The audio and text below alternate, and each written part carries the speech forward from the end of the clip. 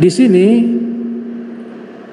ayat yang disebutkan oleh Ibnu Mas'ud, karena ini riwayat dari Ibnu Mas'ud, menceritakan sababun nuzul dengan asbabun nuzulnya beserta isi daripada wahyu tersebut.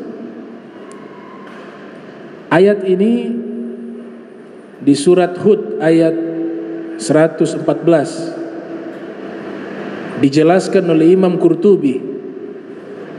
Ayat ini mengandung 6 masalah, atau terdapat 6 masalah di dalam ayat tersebut. Kalau kita perhatikan, Imam Qurtubi jelaskan di dalam kitab tafsirnya berjudul Jami'ul Ahkam.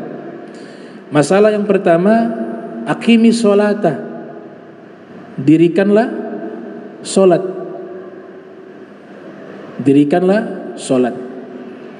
Kemudian di bagian akhir dari hadis ini mengutip ayat innal hasanati yudhibna as-sayyiati, perbuatan-perbuatan baik menghapus perbuatan-perbuatan buruk atau dosa-dosa. Artinya kita melakukan amalan baik itu secara otomatis menggugurkan dosa, dengan catatan dosa tersebut sudah dia sesali, sudah dia minta ampunkan kepada Allah, sudah dia tinggalkan dosa tersebut, dan tidak ada niat melakukan dosa itu untuk kedua kalinya. Kalaupun terpeleset lagi, bertobat lagi. Nabi katakan begitu. Yang penting tidak ada rekayasa di dalam taubat. Kalau rekayasa dan perencanaan di dalam taubat, ini taubatnya Allah tidak terima. Contoh, mau berangkat haji, ini musim haji.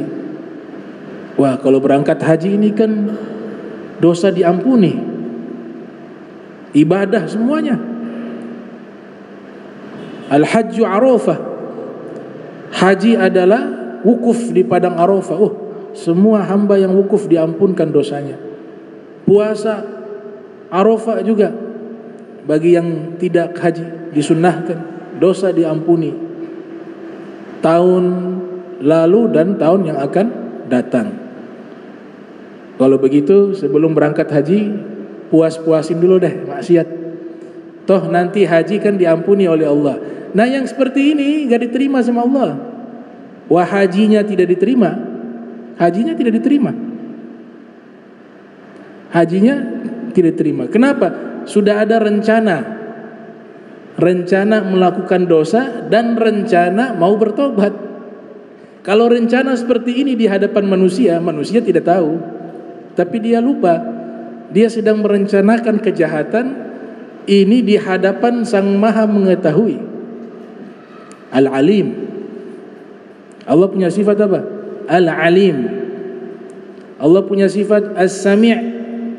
Allah punya sifat Al-Basir.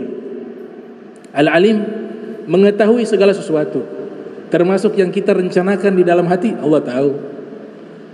Melihat, mendengar, Maha melihat, Maha mendengar.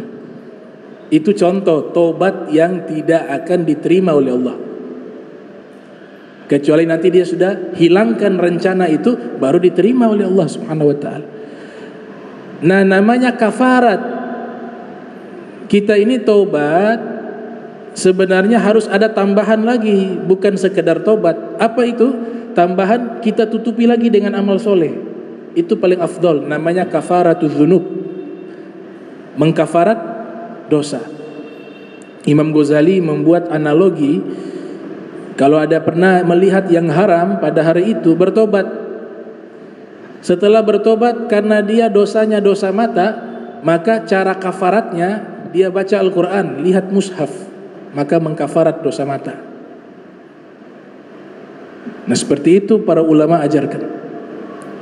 Dan ini sesuai hadis Nabi, ittaqillaha haitsuma kunta wa adbi'is sayyi'atal hasanata tamhuha wa khaliqin nasa bi khuluqin hasanin.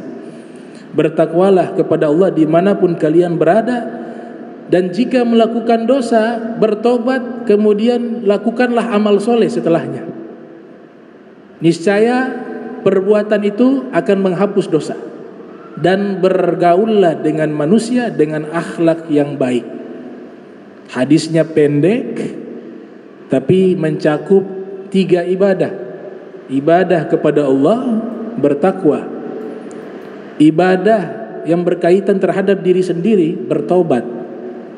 Dan ibadah yang berkaitan dengan manusia, khaliqin nas, yaitu berakhlak baik kepada manusia.